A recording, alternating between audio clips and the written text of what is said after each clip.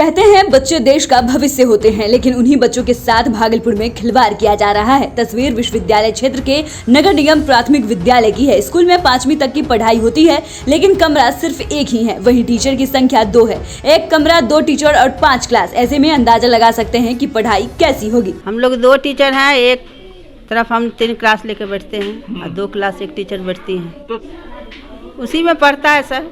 अब एक ही रूम है तो क्या किया जाए। बच्चों बनते भी हैं सर, जिसको ज़्यादा चाहत है तो बनिए जाता है। कोई समझ उधर जब पढ़ाई होती है ना तो हम बोलते हैं कि लिखने वाला काम उधर कराओ, इधर हम पढ़ाते हैं, ऐसे करके पढ़ा रहे हैं। कभी लिख रहे देते हैं कि इसमें भवन होना चाहिए।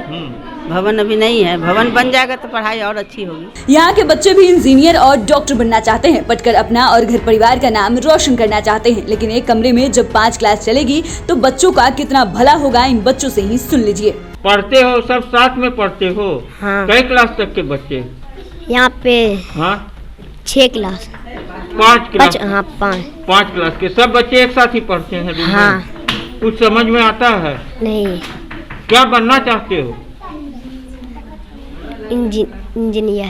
कैसे इंजीनियर बनोगे जब एक ही क्लास में सब पढ़ते हैं? कुछ समझ में आता है? नहीं। चौथा में। और कौन कौन क्लास के बच्चे साथ में पढ़ते हैं? 5 सब। और 2 का और 4 का और पहला का। सब एक साथ पढ़ते हो? कुछ समझ में आता है?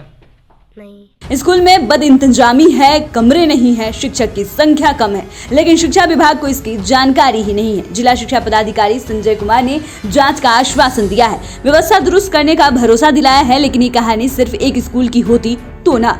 जब उन्हें इस स्कूल की जानकारी ही नहीं है तो दूसरे स्कूलों के बारे में कितनी जानकारी होगी। कल हम लोग है कि उसकी जांच कराएंगे, क्योंकि अभी हम लोग है कि काउंसलिंग में है। यहाँ पर शिक्षकों का नियोजन पत्र है कि निर्गत किया जाना है।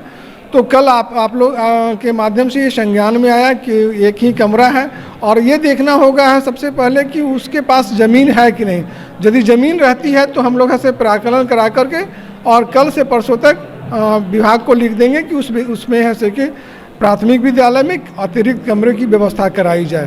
प्रिंसिपल का कहना है कि कई बार कहा गया है विभाग को, लेकिन कोई कार्रवाई आज तक नहीं। ऐसा है कि पहले हम लोगों को आज से 5 साल पहले तक है कि पैसा आती थी बिल्डिंग ये निर्माण कराने का, बट अब हम लोगों के पास बिल्डिंग निर्माण कराने की पैसा नहीं आती। हम लोग यहाँ से रिकमेंड करते हैं तो विभाग उसको है कि पैसा डायरेक्ट उसके अकाउंट में भेजती है। आप लोग की तरफ से लिखा जाएगा? हाँ, मेरे स्तर से कल जांच करा करके परसों तक भेज दिया जाएगा। पढ़ेगा बिहार तब न बढ़ेगा बिहार, लेकिन यहाँ तो शिक्षा विभाग ही अपनी जिम्मेदारी को भूल गया है। हमारे नौनिहालों की शिक्षा से ही मजाक किया जा रहा है। ऐसे में बिहार की कितनी तरक्की हो सकती है, इसका अंदाजा आप लगा सकते हैं। आपको ये रिपोर्ट कैसी लगी हमें कमेंट कर जरूर बताएं। साथ ही ऐसी ही तमाम अन्य वीडियोस के लिए हमारे चैनल को सब्सक्राइब करें।